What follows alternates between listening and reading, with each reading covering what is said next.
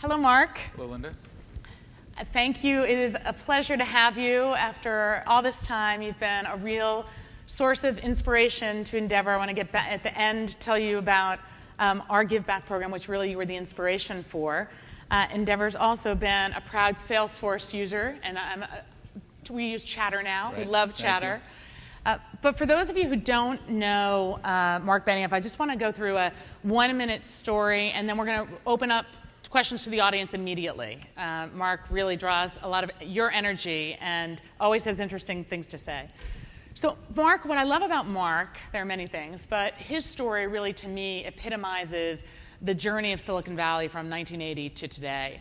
He started out, of course, his first company was launched at 15. He then paid his way through college by becoming a programmer at Apple with Steve Jobs, working in 1984. That was the year the Super Bowl commercial came out, correct? He then spent 13 years at Oracle, working his way up to the inner circles of Oracle, very close to Larry Ellison, and made an unusual decision. At 32, he decided he was a bit burnt out and he would go on a sabbatical, took a sabbatical to India and Hawaii, and came back and just said he needed a different type of experience. He needed an epiphany for Salesforce.com. And he started making these declarative statements about the end of software. He was taking on huge vested interests like Siebel Systems and others. Everyone thought he was going to crash. And defying a lot of conventional wisdom, he created this incredible company in Salesforce.com, took it public in 2004. Today, it is the leader in enterprise cloud computing. He really talked about the cloud before anyone else did. So before I open it up, I have to say, we are all cloud people. You're the leader. So I just want to start, before we go backwards, where's the future? Where are we going? Yeah. Well, how did you get your dress to match the chairs? That's what I just don't understand. Yeah, that's what Scott McNeely said. You didn't get the memo. Yeah, that's impressive. So, can you start us off with a message to the cloud people, and then we will open it up? Well, we're in an amazing, time in our industry, obviously, in the technology industry. And it's, I think, an amazing time for entrepreneurs. I think should be pretty clear to everybody at this point. And there's 4 huge drivers, from my world and where I come from, which is the consumerization of IT is a massive trend. We see that, where we have these really easy-to-use computers and where everybody's accessing technology. Cloud computing is obviously becoming a mainstream capability, so not just organizations like yours, but lots and lots of companies all over the world can automate themselves who maybe previously could not. You have mobile, which is now surpassed web-based browsing as the dominant way to get information, and this social phenomenon that we see these social platforms basically eating the web, and where you have consumers spending more time on the social platforms than on the internet itself. And that's a phenomenon. And these 4 things together, if you can get the 4 things to work for your company or your organization, it's a supercharger. And I think that's the opportunity for the entrepreneurs today. And you see that with a lot of entrepreneurs who are here in Silicon Valley or around the world. And you're seeing that in the public markets, you're seeing it in the private markets, and you're seeing it with customers.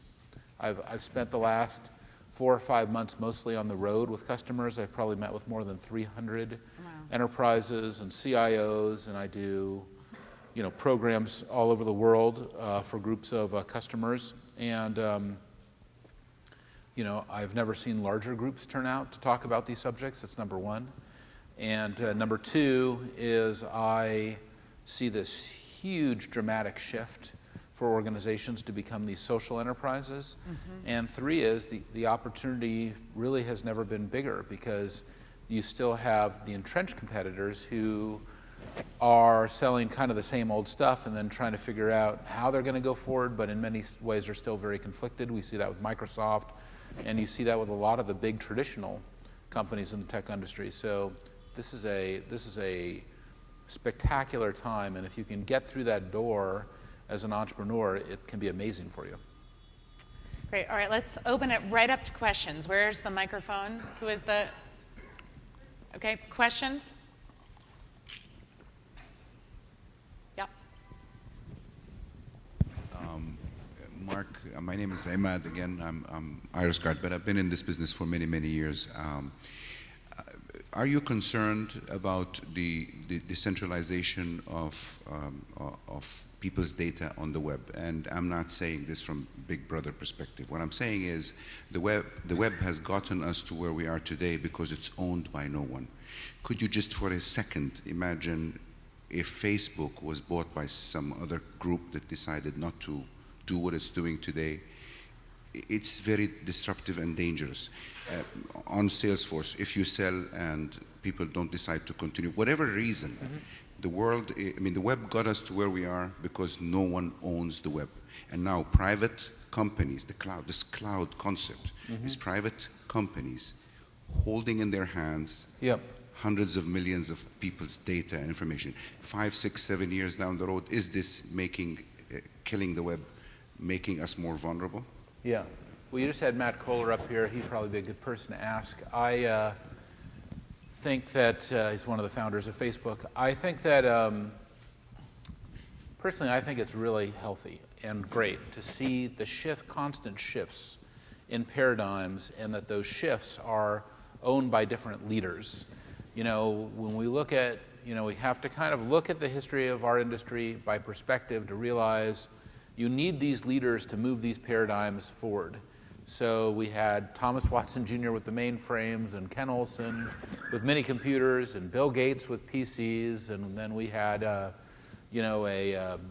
tremendous shift, I think, when we look at the internet and you look at some of the great leaders there, but certainly Larry and Sergey, and people are asking that question 10 years ago about them. They're not asking that anymore. And then you've got Steve Jobs with the mobile platforms. People are asking the same question about him and the iPad and the app stores.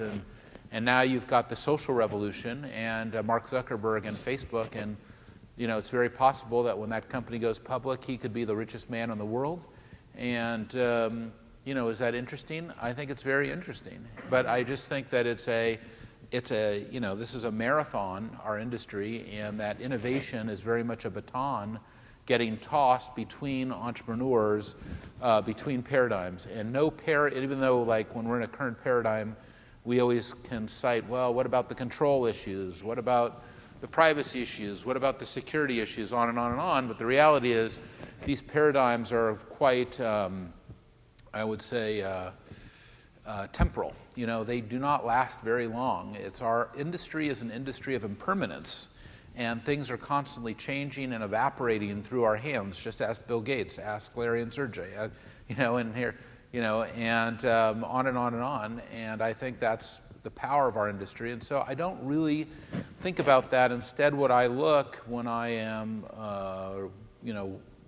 whatever I'm doing at that time, I try to align my company with the momentum of the industry. So right now, the big thing that's happening is this social revolution, and Facebook is eating the web, and you've got companies that need to go social. They need to be on public social networks. They need to be building private social networks like Linda has done in her organization with Chatter. And I think that this kind of ebb and flow of the private and public social networks, or customer and employee social networks, this is a huge shift, and there will be another shift that follows it. But it's because of Facebook's dominance. And I think you have to have that. You have to have a dominant player, and you have to have a leader that people can get behind. And when I look at my own company, I'm constantly rebuilding my positioning to get behind whatever that force is. And that's what I think that force is today. And like we have our big Dreamforce user conference coming up. We'll have 30,000 customers here in town. The keynote that I will do will have 14,500 people in the room like this down the street at Moscone Center, and they want to know, how do they become social? How do they become social enterprises? The great companies of the world, who are there, whether they're small companies, whether they are entrepreneurs like yourself, whether they are very large companies, then the governments, all coming to find out how do they become social. And it's all driven by him. And so we need that. If we don't have that, we get lost. And I think it's a super important part of our industry that we have that, that leadership. Just to put in a plug for Chatter, I'm not a big fan of team meetings, but yet everybody needs to know what's going on. Chatter has really changed things because we can instantly find out what's going on without having to have one of these endless meetings. It's really extraordinary. All right, let's get out of the front row for questions. So stand up if you have a question in the back. Yeah. Martin Enriquez, I'm CEO at Social Metrics.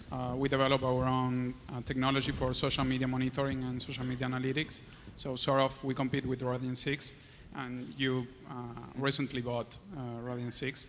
So my question is, how do you foresee the future of communications between customers and brands, and how do you think that in the future this relationship will be affected because, of course, of the social media space? Well, I think it's dramatic.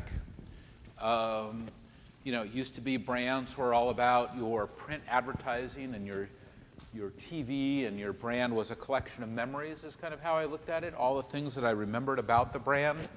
And now I really see the brand as a real-time conversation that's happening on the web, and you need new tools like yours and others to pay attention to what's going on. And I think that it's shocking. I just came from a meeting with one of the largest retailers here in the United States, and their chairman, their CEO, their whole management team. And they're primarily a TV advertiser. They're on Facebook, but they don't have a meaningful presence. And you know, when they left the meeting, they're, you know, I feel my job is to open their eyes to what the possibilities are. So I think that we're seeing something that is a revolution for business. And this revolution for business, we haven't even touched it yet. Most businesses haven't bought these tools. They don't understand how to put them in. They don't understand how to get them to work for them. So these are multi-billion-dollar markets that are just opening up now for entrepreneurs. Anybody over here? Don't be shy. Where's one of the Globe We can also all go to dinner earlier, believe me. I'm totally cool with that. Martin Magoya, are you here? Okay. You asked me for a chance to meet Marc Benioff. Here he is.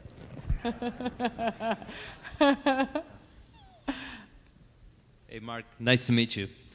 I love your comment around the color of the dress of Linda. Maybe my main idea around that was we are a company that is developing software and creating software products for many big companies and corporations here in the US. And what we have seen is we are in the industry where we are creating new things for our customers.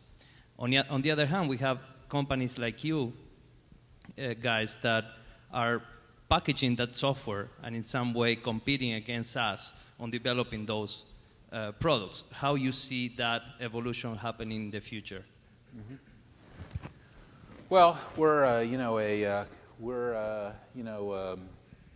trying to become a real company. We have grown to about 6,000 employees. We'll do more than $2.1 billion in revenue this year. We're very fast growing. We had 34% top line growth in our last quarter. We've now had 9 quarters of accelerating revenue growth.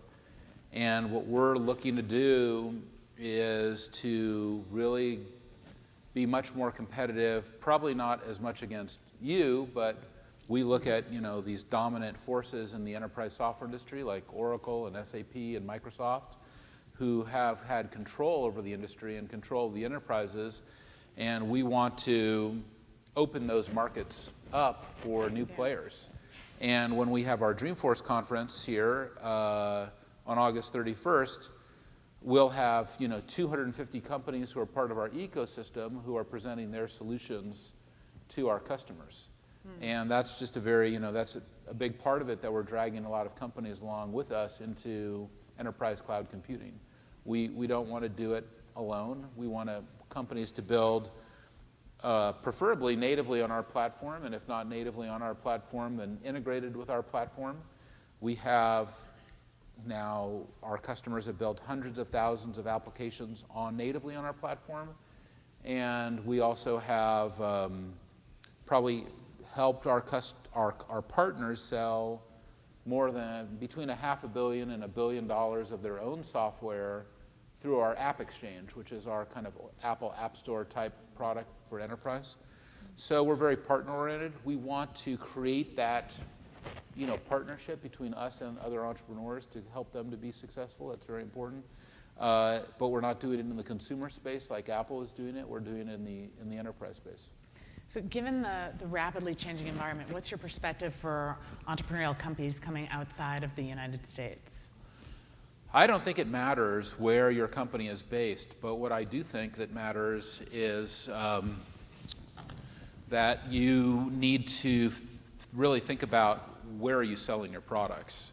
And in our industry, there's really 8 markets that matter. It's the US, the UK, France and Germany, Canada, Japan, Australia, and probably the Netherlands, Benelux region. And those 8 markets represent probably more than 95% of all enterprise software sold in the world. There's obviously a lot of exciting emerging markets for enterprise software in the world, but you don't see the revenue coming to companies like mine. Steve Ballmer just gave a pretty incredible speech in China where he has invested huge amounts of money in developing the Chinese market, but his revenues in China are less than the Netherlands.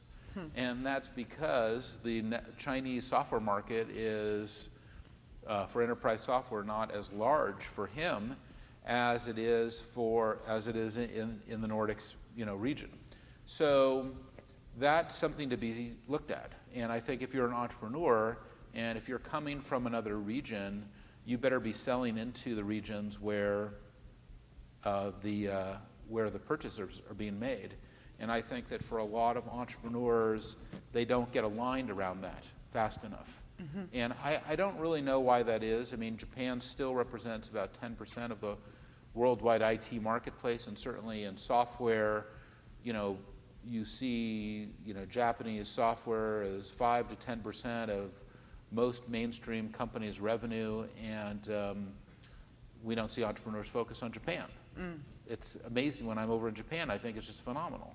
And the same thing with the UK, with the main countries in Europe. And then I'll see entrepreneurs wane into markets that are not as large and work very hard, and I think not get the kind of results that they could get if they were more focused on those mainstream markets. So I encourage them to think about that in software. I know that in all markets it's not true. But even when you look at if you pull out the video of Steve Jobs' iPad 2 launch, he talks about what his 8 largest markets are, his main markets. And they pretty much matches to what I just went through. And I think that that's a common mistake that entrepreneurs are making.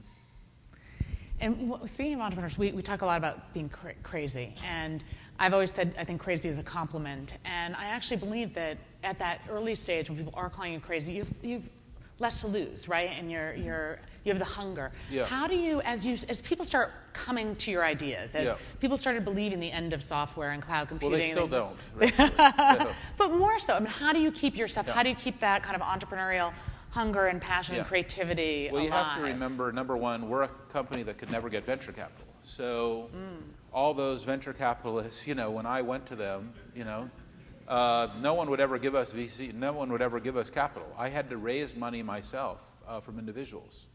So, I was thrown out of all the names that in the Valley, Kleiner Perkins, Sequoia, US Venture Partners, on and on and on. Every single one threw me out, not once, multiple times. And we could not convince any venture capitalists in our history to give us money. They would not do it.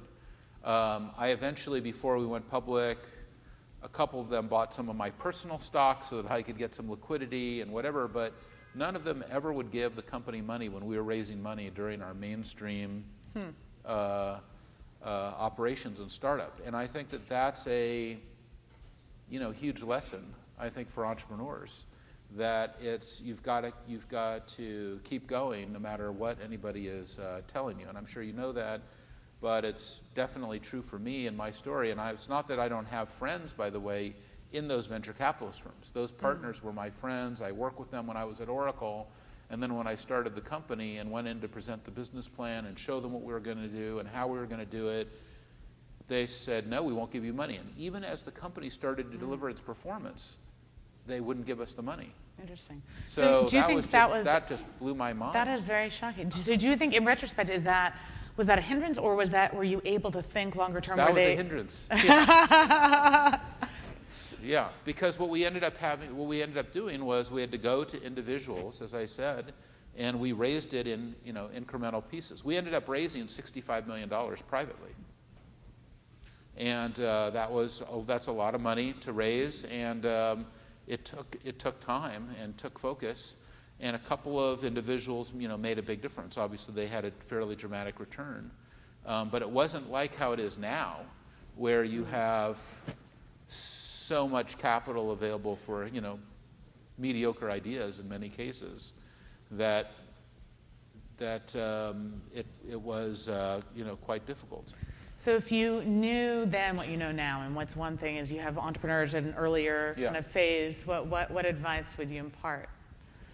Well, I have had so many individual entrepreneurs come to me and say, what should I do, and how do I get going, and will you mentor me, and blah, blah, blah, that I can't do it. And so what I did was I wrote a book called Behind the Cloud, which has become actually a national bestseller.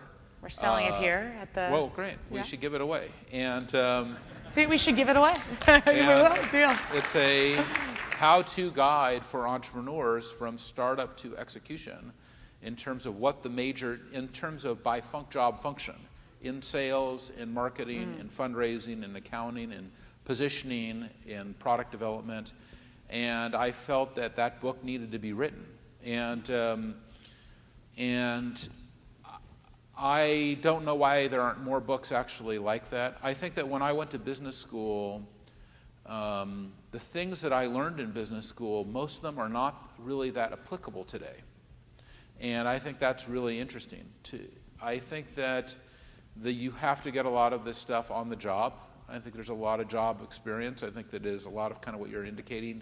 You have to be willing to learn from your mistakes because there's no other way that you're going to really learn it. I certainly had a tremendous mentor, Larry Ellison, who I worked for directly for 13 years and worked directly for him for 10 of those years and got a lot of experience, and he mentored me, specifically in a lot of the things that I put into place today.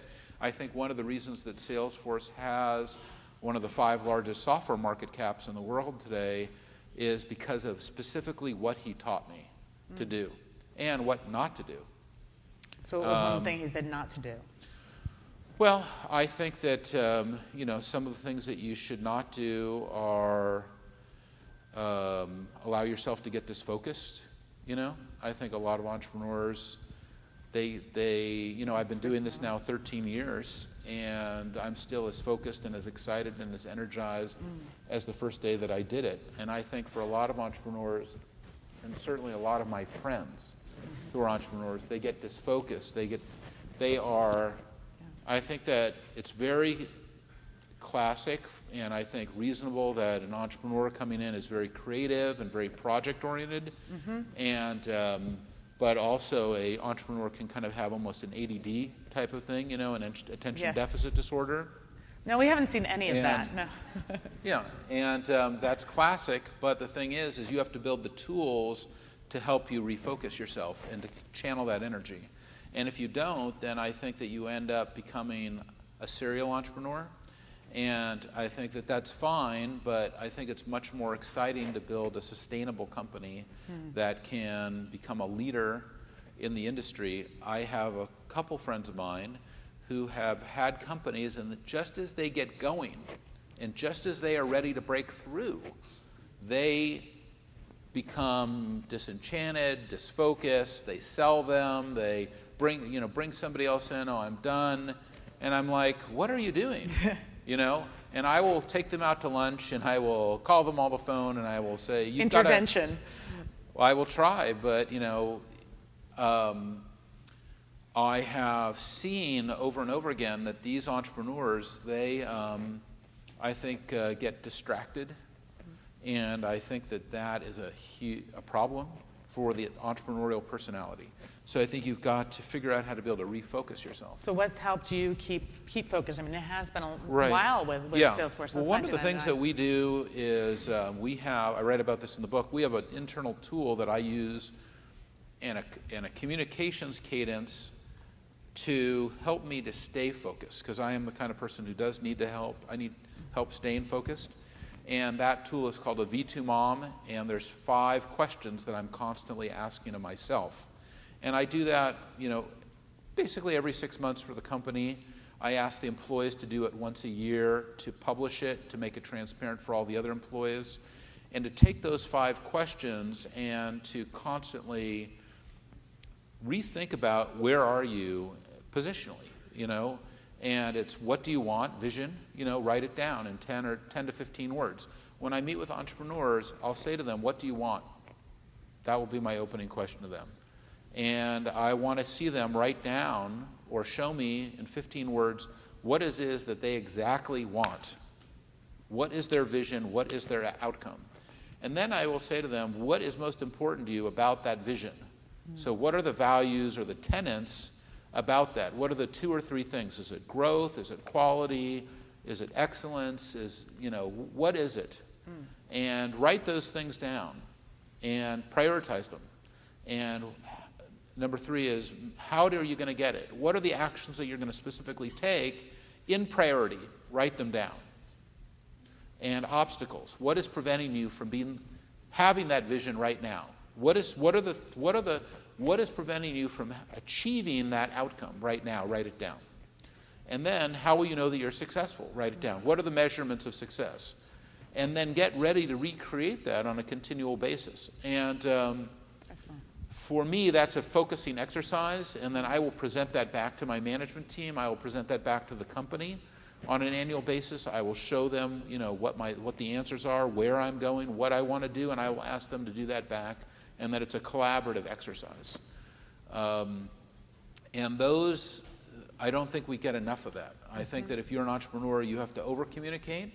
I think that you need to overshare those things, and if you're not doing that, we have a few of our employees of our foundation in the front row on the left here, and I assure you they all have, not only do they all have their own V2 moms and have done multiple V2 moms personally, they're shaking their head yes, but, and I've seen them so I know, but they have for our foundation, they have a V2 mom as well. Because if you don't have those guiding principles, and when you are growing, and we have 6,000 employees, I don't know all these people, right? So I need to over-communicate and over-share and to set that forward so that, we can somehow get what I call alignment. Yeah. That we can get all of our wood behind the same arrow to get that entrepreneurial momentum. That I think is a huge challenge. And also it builds a lot more trust in the organization. If your employees can really see that this is what you're doing. Of course, you've got to walk your talk. If you're going to write it down and say you're going to do it, you better do it. Or your employees are going to walk out and say, I'm going to go find somebody to follow who is going to actually get this done. And so that transparency builds trust. I think and that collaboration builds trust. Yes, the process and these are kind of modern values that we need in the entrepreneurial organizations. That the transparency, alignment, collaboration, trust. And one of the things you mentioned was Chatter. On Chatter, which I spend a lot of time on, I'll see these tremendous individual contributors who are in the organization or adding value and coming up in the organization. Huge focus on the individual contributor, giving them the props so that they can be more successful.